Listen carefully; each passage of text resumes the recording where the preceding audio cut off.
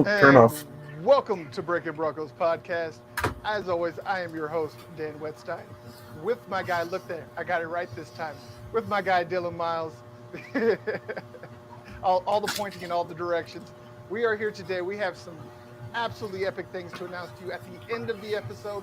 So make sure you stick around. But we will, as always, talk your Denver Broncos. And we are going to be breaking down the entire AFC West position by position today, as well as talking some ownership talk, as that's pretty much all that's going on right now in the offseason, right before OTAs start here next week. But the main thing we're going to be doing today, Bucky Brooks went on NFL Network and said the Broncos were at the bottom of the division. And he went even farther, not just saying that as a team they're at the bottom, but at every single position, the Broncos will rank dead last in this division. So we are going to break down each position for each team in the division and show you just how right and or wrong he is. But before we get into the specifics, what is your gut reaction of this and where the Broncos will rank? Is this guy's a word I can't say moron? So I gotta start off with. No, it's. I'll give it to him. That's good. I'll give him because it's a hot take. Even though he throws that crap around like it's nothing every other day, so. Yeah, I mean, when you're I will agree with him on some things, but not all of them. Right. Yeah, there's no way that this team is at the bottom of the division at every position. Like, there's just absolutely no way. I'll give him right tackle. Right. That's about the only specific position. And just to be clear, I am the one that did the research and made these lists. So if you have a problem with them, come at me, not my guy Dylan. All right? Come at me. I don't care. Yeah, he doesn't really care, but I enjoy it. So come at me if you want to. Go ask Philly fans how well that works out for them. But we're going to start off Philly. as we should always start off, and that is with the quarterbacks. So the way that I have them ranked, number one, Chiefs and Mahomes. I'm sorry, Broncos country. I know that there's a lot of homers out there that are going to hate me for this, but Mahomes is the class of the QBs in the entire league, let alone this division. So he goes number one. Number two is the Broncos and Wilson. I know some people in LA are going to be a little mad about that, but I don't care. Herbert does not have the resume that Wilson does. And so Herbert comes in at number three, right behind Wilson. And number four, as we all should be able to agree, this is the one place that all of us should be able to agree, is Carr is the caboose of he's number one. What's that? He's number one on my list, but we'll leave it there. No, that one is. I can't change that at all. I could see Herbert and Wilson switching or tying, but not now. If we were a few years down the line, I could maybe swap them. Right, and that was my juxtaposition, was that the resume of Wilson outweighs the resume of Herbert. The only thing that Herbert has on Wilson is a very small amount of arm strength, and he's bigger. That's literally it. When it comes to talent, yes, he's got an absolute cannon. And really every quarterback in this division outside of Carr has a cannon. Carr has an average arm, which is still good. I'm not trying to knock the man any more than what's necessary in that faux hawk he had. But when it comes to arm strength, I don't think there's another division in football that can match the arm strength of the top three quarterbacks on this list and in this division. It's just insane the amount of arm strength these guys got. And Wilson generates it out of the smallest body of all of them by far. It's insane how much torque that man gets with his just lack of height and size. You wouldn't think that he'd be able to generate that much power, but he does. And he does it in all platforms. It's not like he has to have perfect footwork. He can launch it 40, 50 yards off of 1 foot running to his left. So, and I'll tell you why Go ahead. Patrick Mahomes is one. That man launched the football out of a stadium. Like, can we talk about that? Yes. What? Not even a drop back, just straight arm flick, just a flick of the wrist. Yes. Mahomes, and never forget when he just sent that golf out of the stratosphere at Top Golf. Yes, that too. God. Him and Mike Trout might have the two nastiest top golf hits ever. Like those things are viral for a reason. But on top of Mahomes having that cannon, he has the accuracy. So you can And have the everything strongest arm else. ever. Yeah, exactly. I So I can't mean, you can give him have a bad a grade at Ryan any Leaf type spot. arm. I Yeah, cannot give him exactly. a bad grade ever. No, on anything. The man is special. As much as we hate the Chiefs, we're both realists. The man's just And special. I want to So talk about, because Herbert has grown on me over the past year. I yes. liked him, but then like the videos of him kill me. Have you ever seen their social media stuff with him? No, I actually have not. It's pretty good. Yeah, I enjoy it. I hate the I'll Chargers, have to but go. I enjoy it. I have to go check that out. I'm always up for a good laugh regardless of who it's coming from. But again, no slight on Herbert. I love Herbert. I will go Sucks he's to from my Oregon, but deathbed upset that the Broncos chose Chubb over Herbert. I don't think I will ever forgive Elway that for wasn't that. that year. Wasn't it? No, that it was the year after. No, not even. Are you, He was taken in the 2020 draft because this was was he just his taking the second 2020? season. Oh, And that's Bradley right. was in 2018. Denver Broncos. So that was the year they took Jerry Jeudy at 9. That's right. Okay, I'm thinking about the year before when they were supposed to take him, but he ended up going 2 back. years before. That Yeah, was the 2 2 years. years He ended up before. going back. Because then the Well, that was season. because he went back to school. Yeah, Like and I then in remember that because he was 2019. supposed to come out, and everybody was talking about the Broncos taking him because it was the apple of Elway's eye. Okay, so I am wrong at But that. then I we took Jerry apologize. Jeudy, and I'm okay with it.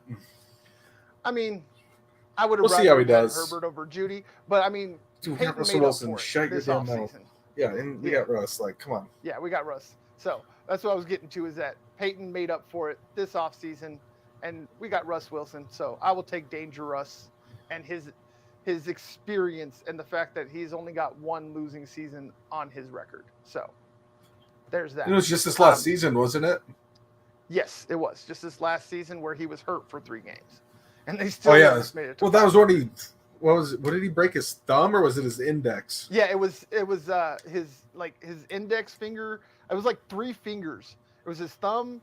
He dislocated his thumb and he crushed his pointer finger and his middle finger. Because he On Aaron popped Donald's his helmet. he popped his freaking finger back into place and went through a touchdown. Yeah. Like, Yeah, he crushed. This was the one that he crushed, the pointer finger, and yeah.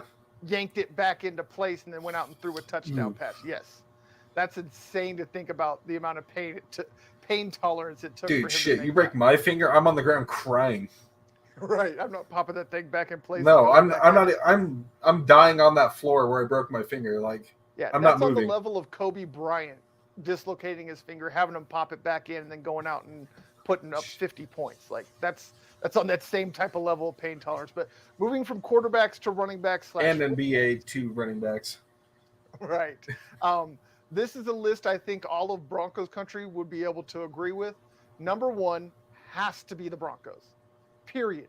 So Yeah. right here, this disproves Bucky Brooks's whole argument that in every position they're in last.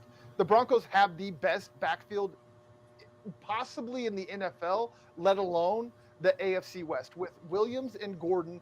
I know we've jumped on Gordon a lot, but Williams is going to get the rock more.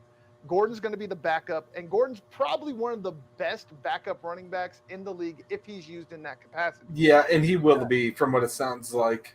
Yeah, all signs. Here's one thing where I could see the Chiefs and the Raiders swapping, just because all the Raiders has is Josh Jacobs, and we've seen when he is not there, they have no running game. When he was hurt that let me get year. with the rest of the list so people know what we're talking about. Sorry. That's all right. We have number 2, the Chargers, Eckler and Spiller. Eckler's a beast. Colorado native. kid, Eaton. Yes, out of Eaton. And then they have Isaiah Spiller, the rookie that they picked up in the draft. I think will be a great compliment. He's a bigger back, more powerful to complement Eckler's lightning. So the Chargers are number 2. Raiders, I have them at number 3 simply because of how much better Josh Jacobs is than the entirety of the Chiefs running back room. The Chiefs are at number 4. because Edwards-Helaire and Ronald Jones Jr. The second, Ronald Jones the second, are both backups in this league. Neither one of them should be a starter. So their 1A and 1B should be the 2A, 2B of pretty much every other team outside of maybe a handful. So I have Jacobs, again, he's the only one that you're worried about in Las Vegas, but he is just so much better than Edwards-Helaire or Ronald Jones II. And even if you put those two guys together, they can't match the production of Josh Jacobs. He's a true bell cow back. So again, going down the line, Broncos first, Chargers second, Raiders third, Chiefs fourth. So go ahead and explain why you might switch the Chiefs to the Raiders. I would switch him just because you can see when Josh Jacobs is hurt, and he was quite often hurt last season, that they have no running game at all and have to rely on the arm of Derek Carr, who is also the number 4 on the QBs in the West. But still pretty good, but you can't rely on him all the time. We've seen what happens when you have to, especially those games where Josh Jacobs was unfortunately hurt. But that's the only way I can see them switching, is just because they have nobody else if he's not playing. Right. Yeah. I mean, definitely Chiefs have numbers. The Raiders just have better quality. So I guess you could say. And I got to talk to you about something on here. You did miss one, and I can't believe you forgot. You might have forgotten about it. What's that? For receivers for the Chiefs, you got Harmon, Gordon, and Kelsey. You know they got Juju. I don't care. Okay. About Juju. I know. I was just saying. On purpose. I was going to say, you put Gordon in over Juju. I'm sitting there like. I really did, because honestly, when you look at the two, Gordon scares me more. Yeah. With his body, he can be a number 1 receiver. Yeah. But yeah, I left him off on purpose. I hate Juju too. We hate this guy. I like him outside of football, but in football I hate him. Excuse me. Yes. I mean, he's that guy that screws teams every which way because of his celebrations. But getting to what Dylan was just speaking on, wide receivers, tight ends, again, one that Broncos country should agree with, and I don't think is really much of a debate. The Broncos have the number 1 wide receiver / tight end room in this division. It is so deep, guys. Sutton, Hamler, Patrick, Judy. And now these guys have been working with each other for years already. Exactly. Unlike these others. Got a great quarterback to throw to them. So the second best quarterback in the division is throwing to the best wide receiver room in the division. And it's without question, because when you look at these next guys, you got the Chargers, Williams, Allen, and Everett. Like, Everett's good. Like, he's a good football player. He's a bit of a matchup nightmare, big guy with good speed at the tight end position, but he doesn't really scare you. And outside of Williams and Allen, nobody in that receiver room scares you. So they do come in at number 2, because then you have the Raiders, I believe, number 3, because of their addition of Devontae Adams. Hunter Renfrow is great. Yeah, that's a huge thing. We got Surtain. I could care less, actually. Right. They won't throw his way. Right, and the reason I have the Raiders after the Chargers is because of who is throwing to them. If the Chargers had the Raiders wide receivers, I would have them above the Raiders if you swapped out the players. Simply because of who's throwing to them would make them better. And Adams is one of the best. At the very least, you got to put him in the top 5 of wide receivers in the league, at the least. So he gets dropped down. They get dropped down a little bit because they have Carr throwing to him instead of Mahomes, Herbert, or Wilson. And then bringing up the rear, I know this is probably going to tick off a lot of them in Chiefs Kingdom, but after losing Tyreek Hill, they drop all the way down to 4, because outside of really Kelsey, there's not a receiver that scares me. Here's the one. I'm not scared of him, but it could be a worry down the line. Something to worry about down during middle of the season, maybe even early, once we finally figure out to see him play, is Gordon. Yes. I'm starting to see the mesh. And starting to see him and Mahomes mesh is when you're like, ooh, I'd rather play against Tyreek Hill than this. And if you get Josh Gordon from Cleveland, this will change. That would put the Chiefs probably at number 2 for me if Gordon reaches his full potential. And I mean, with the Broncos, you got Sutton and Patrick, Cortland and Timmy P have just been playing together for how many years now? Are they on 4? Sutton and Timmy P, yeah, they're at 4 years 4. now together. Jerry and KJ are coming in on the year 3 together, same class. Yep. So, which means they've got experience. They've been together for 3 years. So, it's built to leadership. And Alberto's been in that edition for 2 years now. Just finished the second season. And we didn't even include Greg Dulcich, the tight end that led all of the football's bowl division in the college last year at 17 yards per catch. We can't forget Keldon Hinton because he did step up last year. He's good on that backup role, like especially when KJ went down. He was great in the slot when KJ wasn't there, and we'll still see him utilized. Coach Hackett wants to utilize him, he says. Yeah. And he's still going to be able to learn QB skills and tips behind Russ, right? Yeah, that's what I'm saying. Is like I think that they're going to use him as a gadget player. Like I think Nathaniel Hackett probably has at least 10 to 15 plays of just gadgetry built around Kendall Hinton. Kind of like a Taysom Hill type. Can throw the ball. He's going to be used like a Taysom Hill. Probably not quite that way. Yeah. You're not going to see him come out of the backfield much, but you're going to see like reverse throws, double reverse throws, things like that. Maybe even some wildcat stuff where he has the option to run or throw. So a lot of those things you'll see with Kendall Hinton. He's more of a bottom of the roster guy. That's why I don't really include him in these rankings because we're looking at who has the best. I understand. We got a very deep wide receiver room there. Same. Chargers can go pretty deep. Yeah. Chargers can go pretty deep on that. And that's when you're going to start to see those holes in the lineup and in the receiving. Same with the Raiders, but the Raiders have a very deep, when you lose, I just blank on his name. Bama kid, the one that just got arrested. Oh, you talking about offense or defense? Offense, the receiver. The receiver, yes. Bama kid. Why am I forgetting? I'm just spacing on this name. Hold on a second. Old drunky in the freaking Jaguar. Nate Hobbs? No. Why am I forgetting this guy's name? Raiders receiver. Yeah, I'm looking at Raider arrested. No. Where? Or Henry Ruggs. Henry Ruggs. Yeah. Last year with where he killed the Jaguar killing a woman and her dog in the car. Yeah. On a residential street in Vegas. Yeah, going 110 miles an hour. And everybody thought Vegas would be a good place for a team. Hey, I mean, honestly, I don't want to knock on Vegas because they have done a great job. There has been, I mean, look at where the gambling has come from. Atlanta and the other one was in like the Midwest, which is funny. Is like everybody thought that all the players in Vegas would be the ones betting on stuff, and it turns out it's everybody around Vegas that is actually betting on things. It's the other stuff, the clubs and the clubs, places who shall not be named. Yep, the distractions. Yeah. But that was unfortunate when you lose him. But still, you got Darren Waller, absolute beast, was Pro Bowl tight end this year. Hunter Renfrow, very good.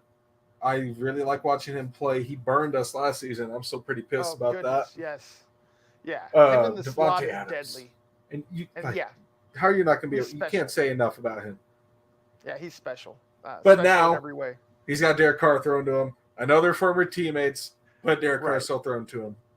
Yes, that's going to be interesting to see if he ups Carr's production or if Carr stunts Adams' production. That's going to be a big storyline going through the Raiders. Did you see the video into him? That the Dolphins posted a hype video for Tua and Tyreek, and he underthrew him, and they still posted it. Wobbly. Oh my goodness, it was so bad. I mean, it showed everything everyone said. That team has the most speed, but the least arm talent to get it to. Someone needs to call Jay Cutler out of retirement real quick. Dude, for real. Yeah, just let him go throw bombs. That would be. We're just telling you, don't have to do anything else. You just got to find Tyreek. Like just go sling some Waddle. Just go sling some friggin' balls. Like just chuck him down the field, and either Tyreek or Waddle will run under it. Like, I don't even think Josh Allen can outthrow that wide receiver team. Right. Like, it's insane. Dude, it's the amount of just speed that throw they it have. up. He'll find it.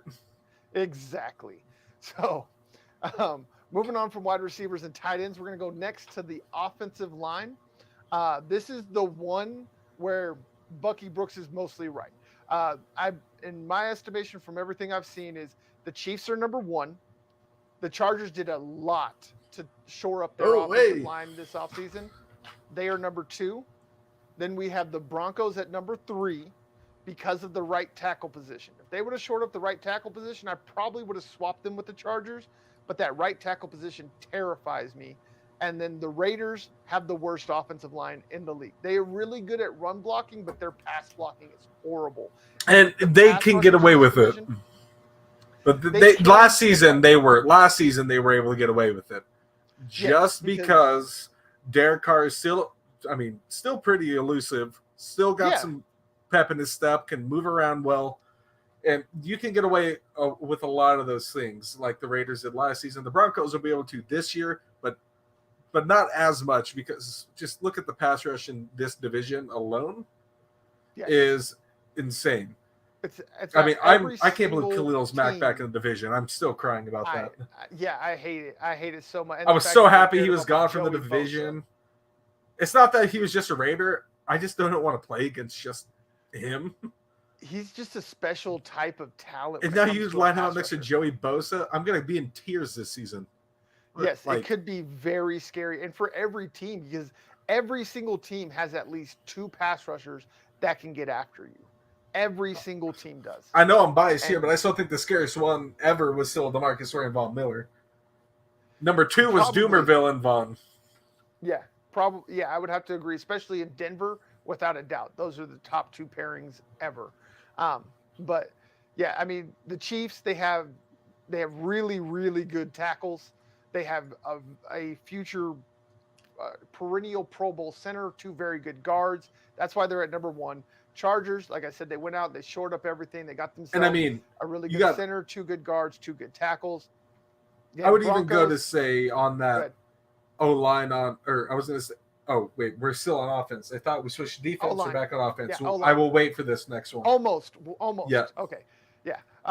So that's how we have the offensive lines ranked. Again, if y'all have something different to say, please leave them in the comments. We're here for it. We will see it. We'll get you on screen, and we will answer your questions. And we'll potentially see slides this season. We will definitely come back to this mid-season. Yes, we will. I 100% agree on that. At mid-season, I think that's a perfect time. We're going to see a lot of things change and a lot of things stay the same. Yes, and it'll be fun. That'll be a really fun one to do mid-season. I think that's the perfect time. But we'll go ahead and move on. I see it to be September, damn it. Right. That ends all of offense. We're going to switch over to defense and defensive back specifically. And this is another one that some people might argue with me with, but I will fight you tooth and nail. Again, Broncos, number one, and it's close with the Chargers. I will give them that because of their safety tandem. But with the Broncos, with PS2, Michael Ojemudia, Ronald Darby, Quan James coming over from the 49ers, and then the ridiculously talented safety tandem. And the ones that will Jackson and Justin Simmons. Yes, will murder you. And then that's not even getting into the depth of this defensive back group with Caden Stearns, Jamar Johnson, etc. So this defensive back group has gotten really big. There's only one defensive back below 5'10". That's Quan James. Evero's going to have so much fun with those guys. Yes, he is. Every single defensive back on this team is 5'10" or above, and only 3 are below 6 or below 5'11". What's Kareem at? He's a 5'10", wasn't he? He's 5'10". Yeah, he's one of the 3 that's 5'10" or below. Every other cornerback. And he's knocking Kelsey on his ass every game. Yes, it's going to be this defensive back group is big, nasty, and it's going to be fun to watch. The Chargers are a close second with Derwin James, Asante Samuel Jr., etc.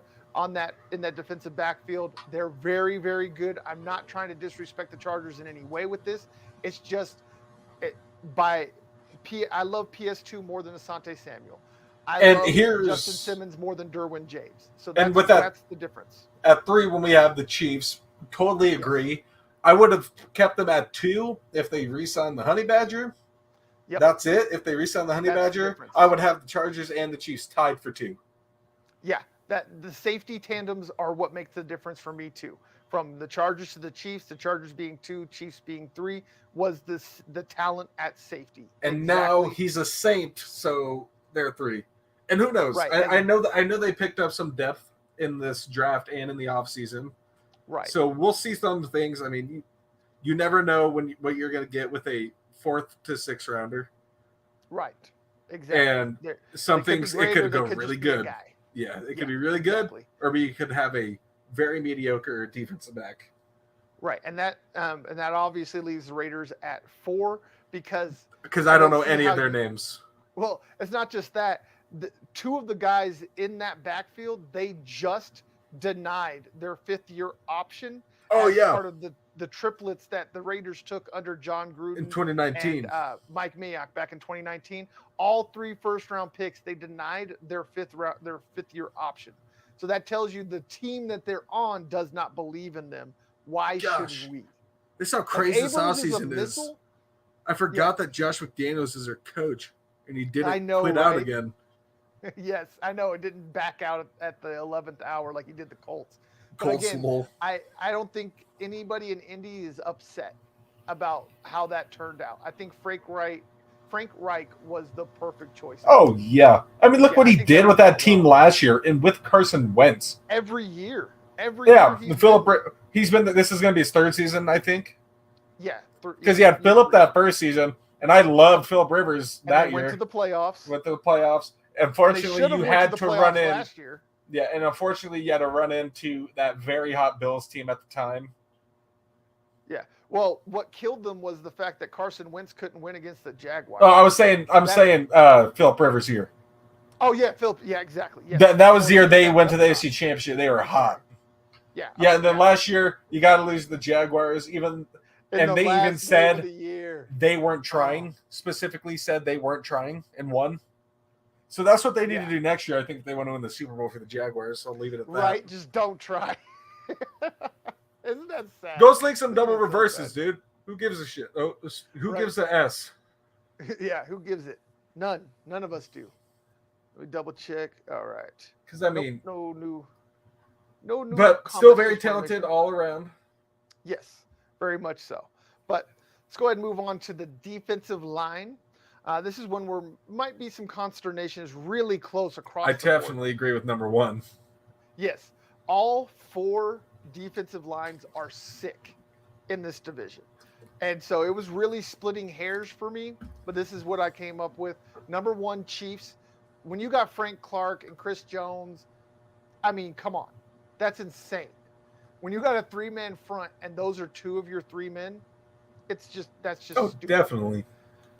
And then you have the Broncos, because, I mean, DJ Jones, Draymond Jones, Deshaun Williams, Mike. The Joneses. I mean, all of the Joneses. We've kept up with all of the Joneses. It's just beastly and nasty. And honestly, the late round pickups that Peyton did of Awuzurike and Henderson are very underrated. They are very underrated, and they will show out just a lot like what Jonathan Cooper did last year and Stephen Weatherly after the trade. Those are really deft, under the radar acquisitions. Yeah. I really love those. So the depth and just the top talent as well as the depth has the Broncos as number 2. Chargers, it was really hard. I know people are going to be like, but Joey Bosa is not a defensive lineman. Neither is Khalil Mack. Okay, guys? So that's why.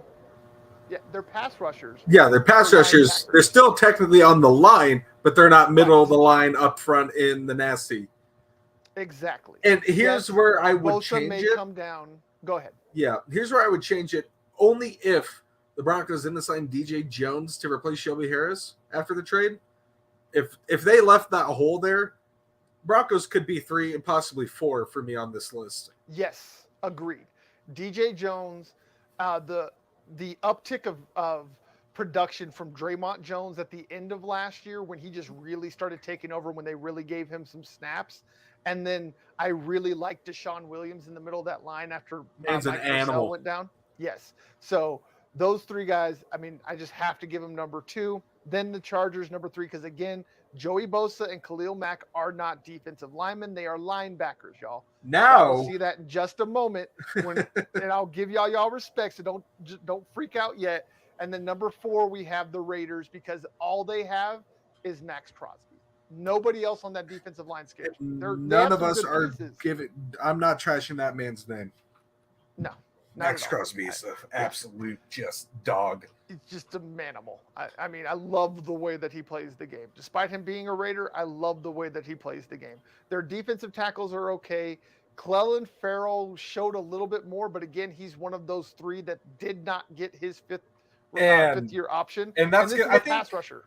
And here's what I'm sitting here thinking. Yeah, and it's that could be motivation to make him pick things up maybe this year. Be. It was like with the Broncos when they denied Garrett Bowles his 5th year extension. He balled out, and then they gave him a contract extension.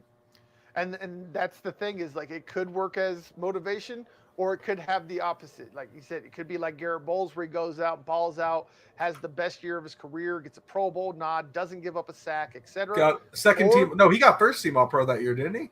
Yes, he got first team All Pro and a Pro Bowl nod. And I mean, he didn't give up a sack all season, so. I mean, and people were trying to dog on him again last year. He only gave up 3 sacks last season. Yeah, I mean, it was mostly the holding that came back. Yeah. Once Drew Lock got put in the lineup, and I've explained that. And we're not going to see that many this year. No. I mean, because he's not going to have to hold on to pass rushers for 5 to 6 seconds like he did with Teddy Bridgewater, Drew Lock, and company. Russ is going to get the ball out quick, very quick. And look at the step on that receiving core. Look at the step. Exactly. Dude, Jerry Jeudy is the best route runner in the NFL. Yeah, I still think. I mean, him and Adams are probably what, but yeah, he's up there. And then look at the speed of KJ. He doesn't even have to run routes. He's just got to get past his man and get down the field. When you look at KJ catching passes, you never see him running a short drag, slant, an out route. He's going straight down the field and looking for the deep ball every time. You're never seeing him change his route. And that's what's exciting, is because he's going to get off quick. And even people, and seeing him running now at the OTAs, he hasn't lost a step. Not lost a step in that knee. And he's going to just ride off the snap, straight down the field, and Russ won't even have time to step back to throw. Right, and I think that's gonna be the biggest boon, is because we all know Russ loves to get the ball out quick. Jeudy, great route runner. So every time that there's going to be a hot route where Russ sees a blitz coming, and he's like, "Hey, hot route! I guarantee you it's to Jeudy," and he's gonna get it to Jeudy in perfect step. And something that I don't think enough people give Jeudy credit for is his run after catch. Like, he's not going to run through guys, but he breaks ankles. Yo, can we go to training camp this summer? We should go to training camp this summer. We should. I'm going to work on that. I'm not going to give out too much right now, but I am working on that. And more than just us going as fans. So I'll leave it at that. Dude, because I won. The last time I was at training camp was Peyton's first year. Oh, that was insane, dude. That year was insane. I almost got his autograph, and he cut off 3 people before me. I was so sad. Right. But I got an Elvis Dumerville autograph, so I was okay with it. I don't know where that ball is, actually. There you go. It's in a box somewhere. It's in the garage, I think. You can't let Elvis leave the building, bro. Dude, my brother has the most expensive Rockies bat sitting in his office right now on a stand. He's got the whole 07 Rockies on a bat. Really? So it was, we went, he won that sweepstakes to go be the honorary bat boy before the game. Yeah. So we got to go tour the whole facility. It was so cool. And then the whole team and coaches wrote on that bat. We'll have to get you, once we get Skipping Rocks up and running, I'll have to get you on and you'll have to give us that story. That's a good one. I like that. But getting back to football and defense real quick, this is where Chargers, I'm going to give y'all respect. Because again, like I said, Mac, Bosa, they are not defensive linemen. They are linebackers. So number one linebacking core in this division is the Chargers. I don't really think there's any much of a debate. Just No. Bosa and Mac alone give It's that bull. to him. It's so much. It's bull, dude. It's so his bull. It was like, dude, you looked at it, you're like, hey, Khalil Mack to the Bears out of the conference, okay. And then, Got you. oh god dang, he's back in the West. Yeah, not only the AFC, but in the West with the Chargers. You're like, god, guess who's back? Back again. and he's gonna kill Patrick Mahomes this year. Oh, and he's the one that's going to be lined up on the right side, or left side of the defensive line, right side of the offensive line. That's what scares me.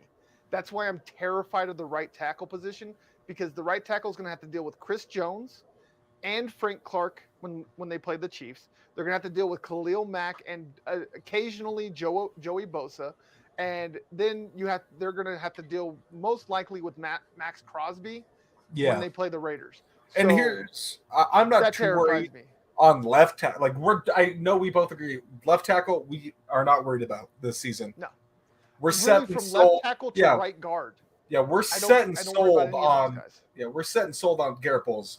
And I'm sitting here looking. I'm like, okay, the man's been up against Joey Bosa since his rookie year. He's been going up against this guy. I think they were in that same class, if I'm not wrong. Maybe 1 year apart. Something like that, yeah. And exactly. So I'm not worried about that because we've seen what they can do to each other. I know Garrett Bowles can stop him any time of the day, but there's also Joey Bosa can get around him on a good day. Yes. But God, dude, Khalil Mack's gonna murder our right tackle, dude. I'm scared for Calvin Anderson or Billy Turner, whoever it ends up being. I mean, yes, Calvin Anderson went 350 snaps without giving up a sack last year. But he wasn't lined up against Khalil Mack. Multiple positions. Yeah, but he was playing multiple positions. He played right tackle, and right guard, and did not give up a sack. So yes, there's that in his cap. But again, it's a very small sample size. And when you look at the level of competition he was playing, he played against teams that either their top pass rusher wasn't there or they didn't really have. Last year was one of the weakest schedules the Broncos have had in recent memory. Oh, by far. And this year, the weakest. I think so far from just looking at opponents, people have said that I think I've seen they've already have taken the number one spot on hardest schedule. Yeah, there's some places that have mainly because of the West. Mainly because of the West. But you're also playing the defending Super Bowl champions on Christmas, dude.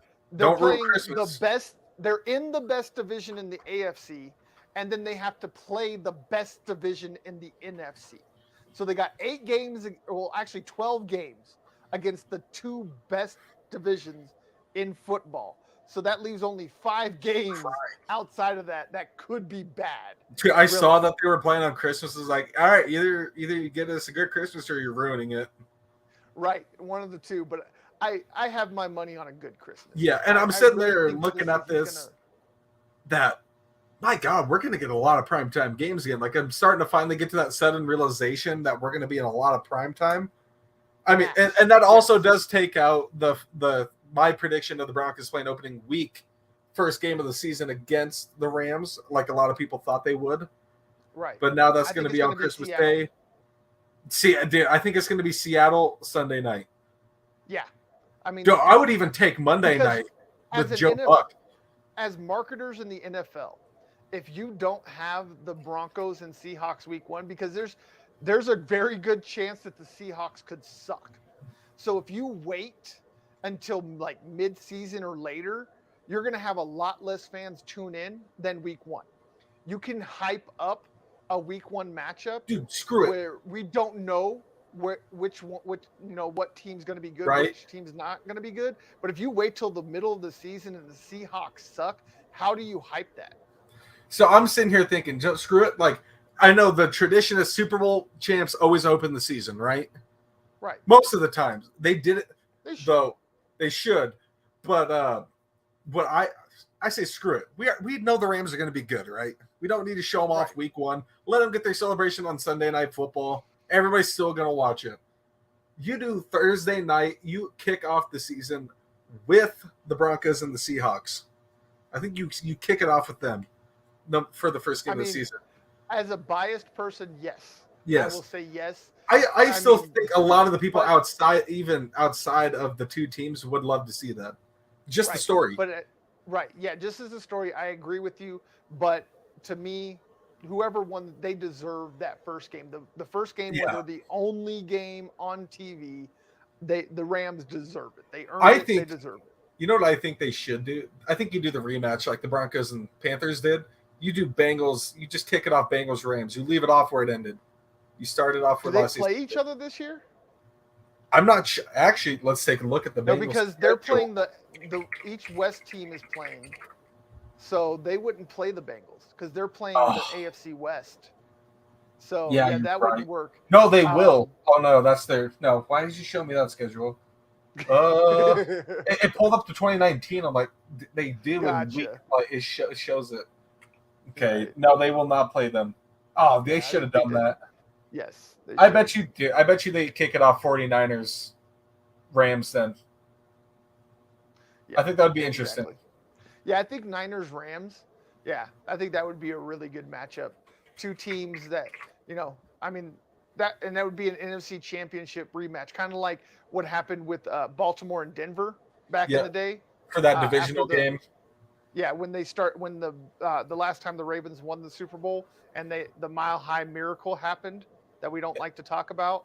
And then The Peyton just very said, next season, it was kind of disrespectful though because the Ravens got to get the first game of the season, but they got to and play in Denver. yeah, So and you also had you don't have Ray Lewis or Ed Reed anymore. All you had was yes, Terrell Suggs on that defense. But yes, it was, and T that was Sizzle. also Peyton just I love straight T up Sizzle. said "F you" right there, and I'm about to drop 7 tonight.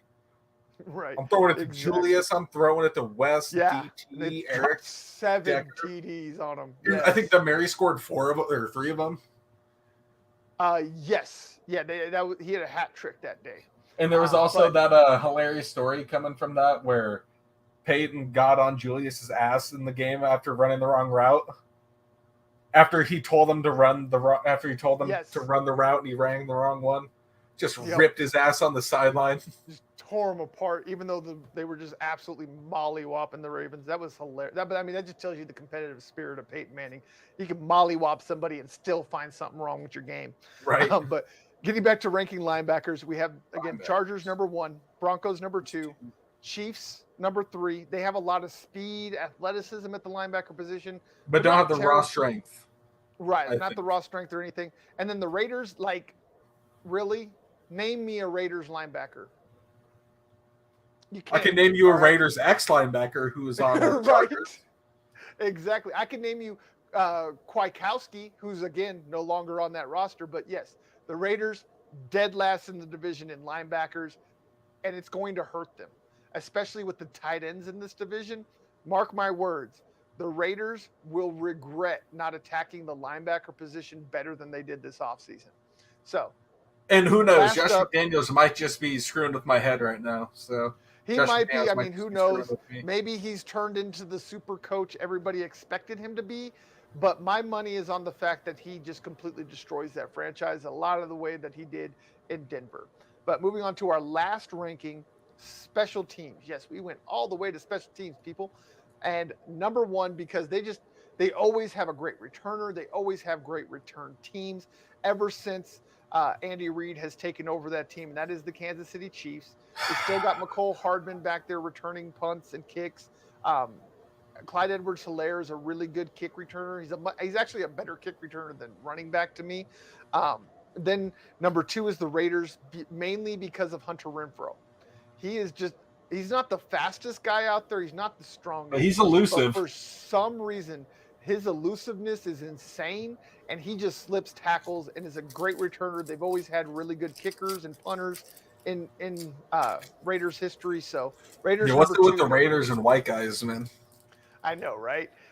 And then the Broncos number 3, because the Chargers just always charger. The Broncos, they don't always have the greatest return units, but they have 2 really good kickers in Brandon McManus and Sam Martin. Martin turned into a weapon last year. I I thought don't they know cut what him. happened. Did they cut Martin? Did I miss Could that? I be wrong? I will double check the roster. But I thought, no, he's still there. They signed Okay. somebody else, Corliss Waitman. So there is a punter competition. We got a young kid out of Mississippi State who's 26 going up against Sam Martin, a veteran. And like I said, Martin was a weapon last year. A very underrated He was punter. placing kicks last year. Yes, all over the place. Anywhere he wanted it. He has been the best punter the Broncos have had since Tom Ruin. And I still great, think, but very solid.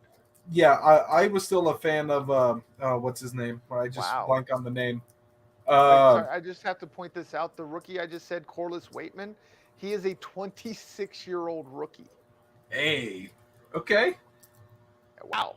But the nice thing about Sam Martin is he can double as a kicker too. He can double as an actual kicker. Yes, he can kick. Yeah, he can kick off. He can do place kicking. So he's a very versatile piece. But I don't know. We'll have to look for that just in case Brandon McManus is sick or hurt. You still got a guy on that team. He's got a leg. I'm looking at Corliss Waitman's stats.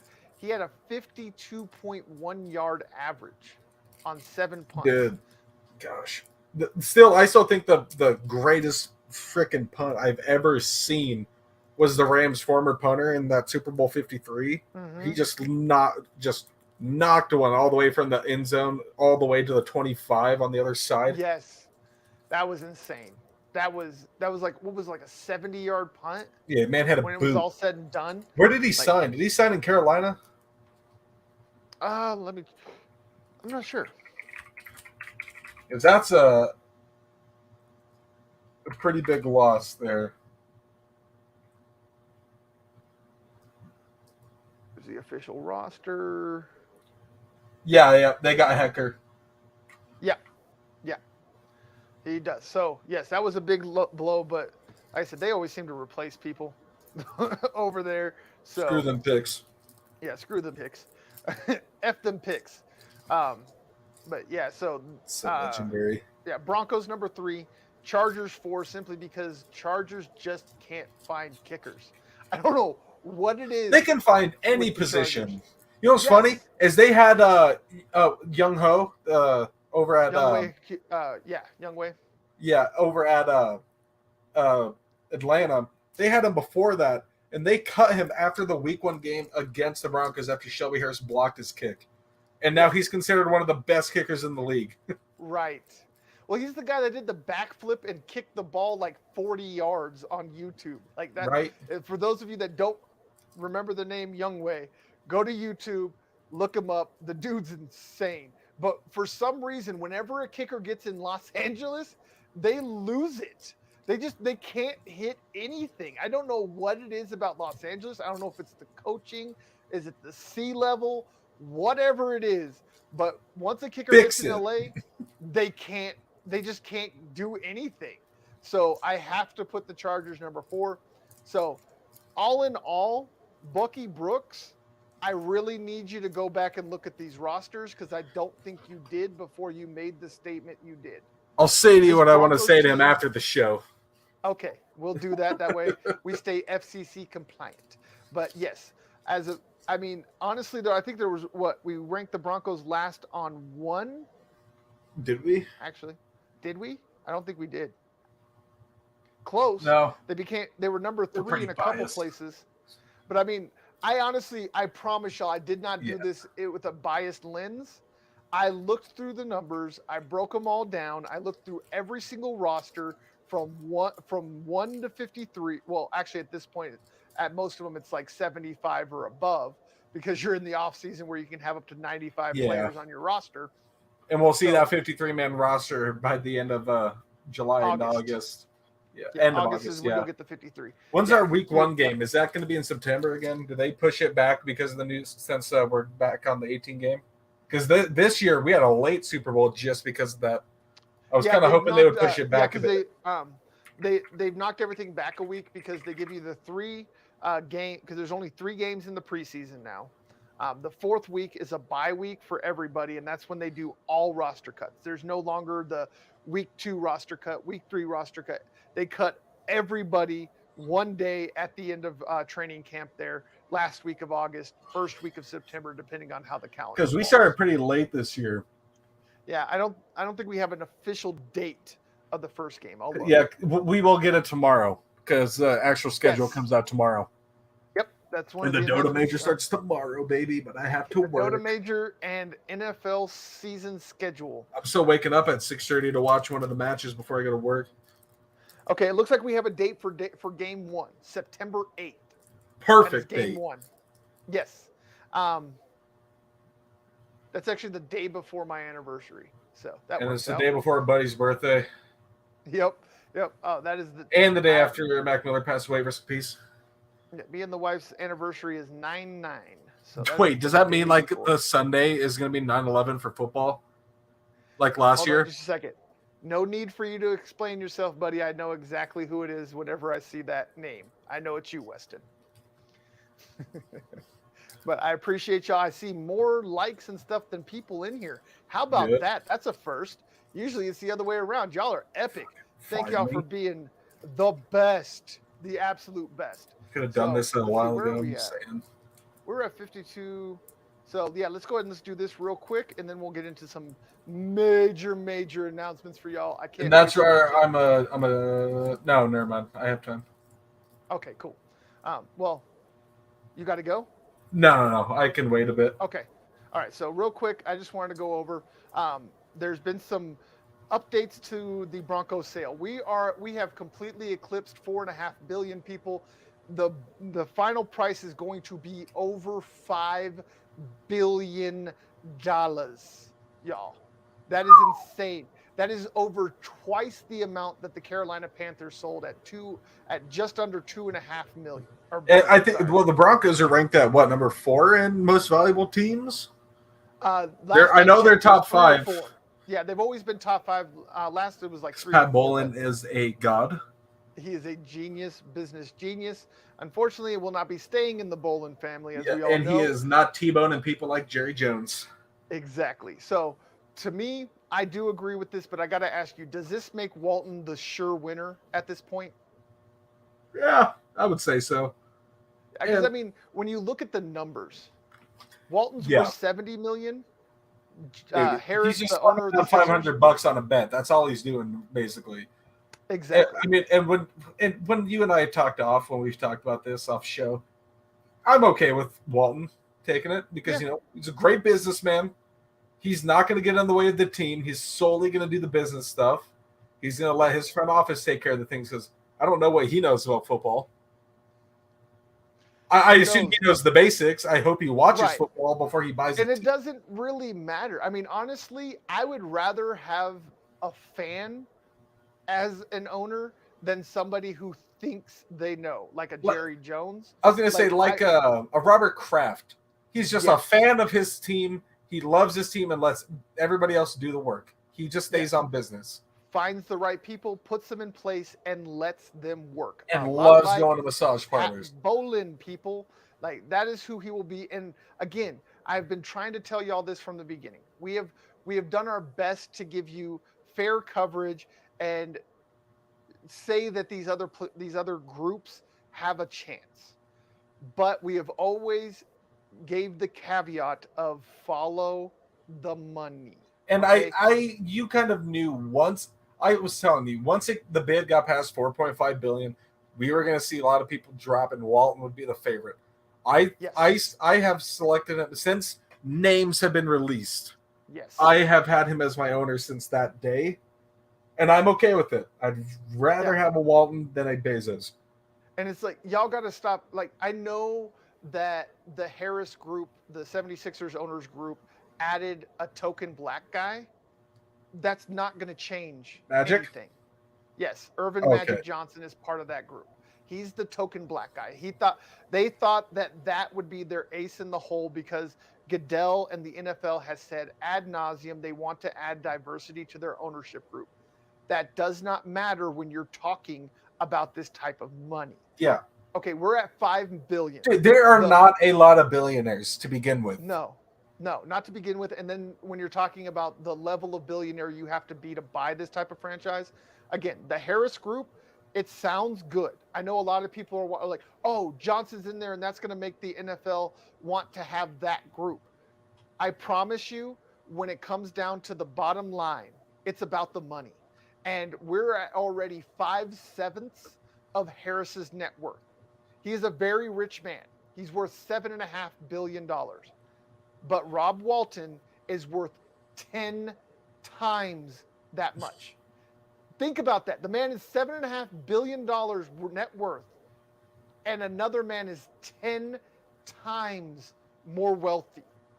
$70 billion. Rob Walton will outbid every single person that comes up.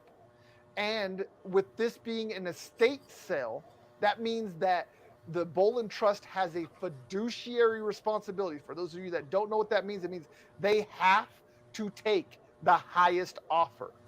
It's not their choice. They can't be like, well, Rob offered more money, but I like the fact that Harris has a black guy. That doesn't matter in this situation. By all legalities, they have to take the highest price. Yes, you can get into the weeds and talk about with the fiduciary responsibility says that they have to take the best offer, and you might be able to move with that a little bit. But when you have a guy that's going to outbid the rest of them by so much, it doesn't And matter. it's nothing to him. No. You know who I want as the owner for the Broncos? Elon Musk. We could have dude. We could have a straight up just Tesla stadium. You could build that thing with drones in like a week. He would call it sexy, because for those that dude, that is so good. It is, isn't it though? But to explain what we're talking about is Elon Musk trademarked the word sexy. Think about the models of his Teslas. There's a Model S, Model E, Model X, and Model Y. A lot of people can't seem to comprehend what he was doing, but he trademarked the word sexy. He's calling his line. I love it how he made the E a 3. It just kills me. It really does. It's epic. Dude, but like imagine the stadium Elon Musk could build for just nothing. Appreciate you, brother. He could just be like, I'm funding my own stadium. It's going to be straight Tesla. It's going to be powered by Tesla, you know? Yes. And we're going to launch off just shuttles from the arena for every game. So right. But let's go ahead. I think, we agree. It's going to be Rob Walton. The writing's on the wall. Let's go. It's just a matter of time. Let's just get it sold, and let's just move the football. And move the hell on. But now, time for announcements. I have been sitting on this. I know my schedule has been wonky. I want to apologize, and I want to say thank you for everybody that's rolled with the punches, has dealt with these odd times, these odd days of us doing these lives and getting you the content. But there's been a major reason why that has happened. I got a job. No. Yeah. Well, that's one thing. But I am going to be on a reality TV show. I am going to be on The Blocks. It's an entrepreneurial reality show.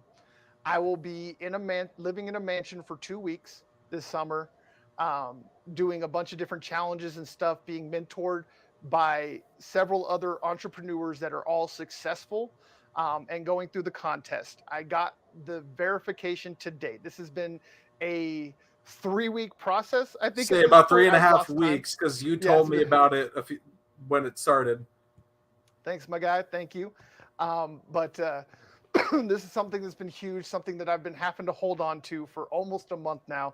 The only other 2 people that knew were my guy, Dylan, and the wifey, Natrell. I appreciate y'all keeping it under wraps and staying with me and staying confident and keeping me confident. There was a couple of times I really thought I was out of the running, but I got the verification today. I have the casting call on this Friday at 10 a.m. This is going to be huge, guys. I can't express how huge this is going to be. Not just for me personally, but for this brand, for this company. The giant things are going to happen out of this. I can't give too many specifics. This is about as far as I can go with it, but this is happening, and it's absolutely epic, y'all. This is going to give us so much exposure. It's going to help me be a better person, a better owner, a better boss, all of these things. I am extremely geeked about this, y'all. If you don't know who they are, I'm going to be working with Beta Blocks. You can download their app and watch the first season if you would like to see what I'm going to be going through. I'll leave a link and everything when I post up an announcement across all of socials here a little bit later. But I wanted to let all of y'all know that it's absolutely epic. We're looking forward to it, and I could not be more ecstatic. I don't know if Dylan wants to say anything, but that's really what I have to say on that. You said it. He said, all right. But yeah, so that's the big thing that we really wanted to announce to y'all. We also have I don't know if I've announced this yet. I can't remember. We do have a new sponsor as well, Mia Activewear. I'm going to get up some advertisements. Oh, yeah, we've been sitting on that one too for a few weeks. Yep, we have been sitting on that one. I have some of their stuff coming in. They're going to be giving me free stuff, money, commission, all of that. So if you need activewear, go to amiaactivewear.com. I'll get everything and all that onto the socials so y'all have a link. I have a promo code where you can get 30% off, y'all. Not 10, not 15, but 30% off of your You're getting entire a pretty order. penny off of an order. Yes, exactly. I mean, that's an insane. I couldn't believe they gave me that much. And we get 30% of every sale. So think about it. You get 30%, we get 30%. I mean, that's a win-win to me. So make sure if you need activewear, you go to Amia Activewear, show us some love, give us some support. That way we can get some money rolling in. So big, huge things happening here at Tay 42.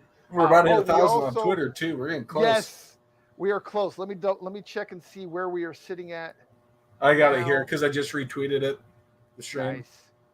958. 958, guys. Holy crap. We are almost at 1K on Twitter. We're at over 500 on IG. We're at over 100 on the Facebook page. Y'all are absolutely We don't care about Meta. Yeah, we don't care about Meta. But still, I'll take their money if they want to give it to me. Okay, you give us money, I'll love it. Zuck, you want to give me a Meta headset? Thank you. Right? Anything that you want to do, give me some virtual reality headsets. I'm good with that. An Oculus, I'll be happy with that. And it is not a job. PC. Okay. Oh, Dylan, I'm sorry. My job. That. Hey, it's his job. Working for golfers, baby. Yes, I misread that. Working for golfers, and then we have some highs across from nephew to auntie. We appreciate y'all. Y'all are absolutely epic. But again, if y'all want to see what we're going to be getting into, go download the Beta Blocks app in the App Store. Watch the first season. That's what your boy's going to be going through. I can't be more happy about it. And I think that's a perfect place for us to end it. As always, for the Answers 42 Media Network that's about to explode, y'all. Again, I keep telling y'all, do not question the blue. My guy Dylan, Dan Wetstein, we out.